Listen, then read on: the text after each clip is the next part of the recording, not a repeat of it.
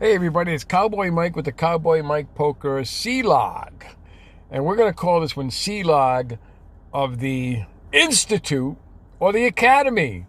And those of you who don't know what I'm talking about Encore. Because it's like you're back in school again at the final table. They have a new rule there that you cannot have your hands below the table. So if you have a scratch, you can't scratch it. If you have an itch, you can't itch it. If it's above the table, you're fine if you want to scratch your nose.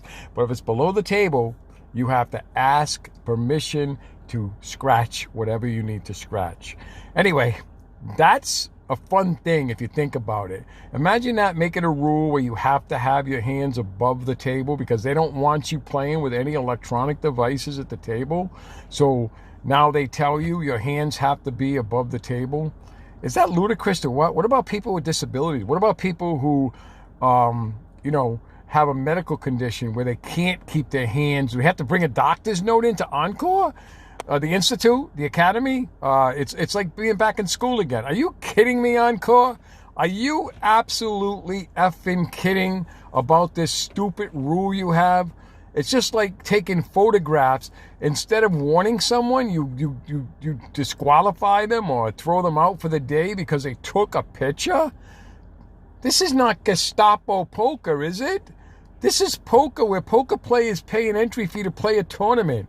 There should be some grace here, but some of these floors at Encore are ridiculous. They are so over the top.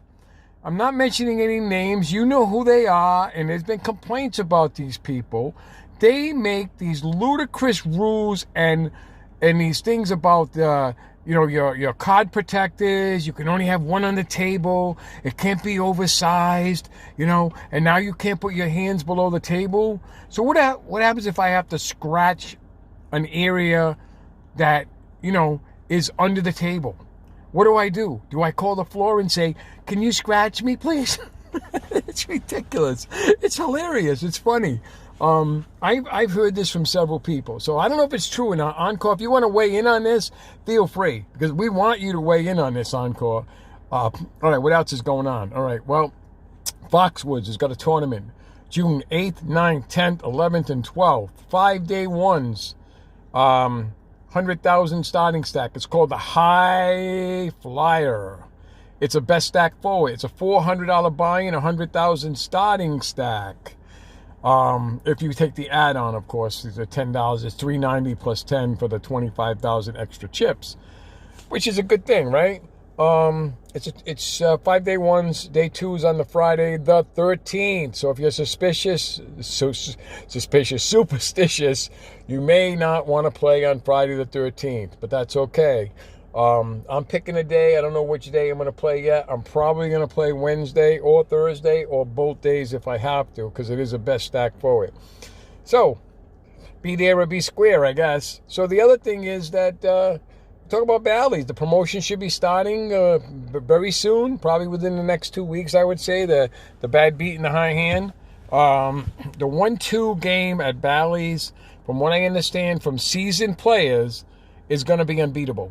Once the rate goes to $11 or $12, because right now it's at $8, and if they add the $2 bad beat in the high hand promotion, brings it to $10, and then it brings it to $11 with the Monte Carlo promotion for another $1.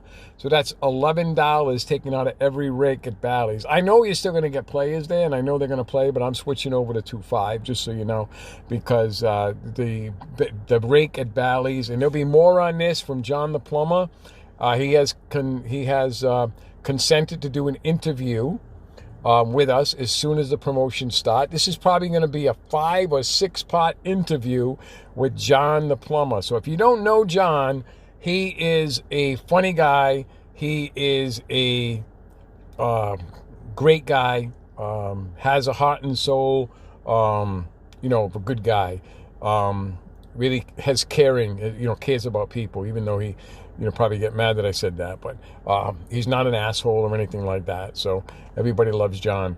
John has been there. He's another icon there. We're going to do an interview with him. Like I said, it's probably going to be 5 or 6 parts because John likes to talk, and I don't want this to, be 10-minute interviews. There'll probably be 5 or 6 or whatever.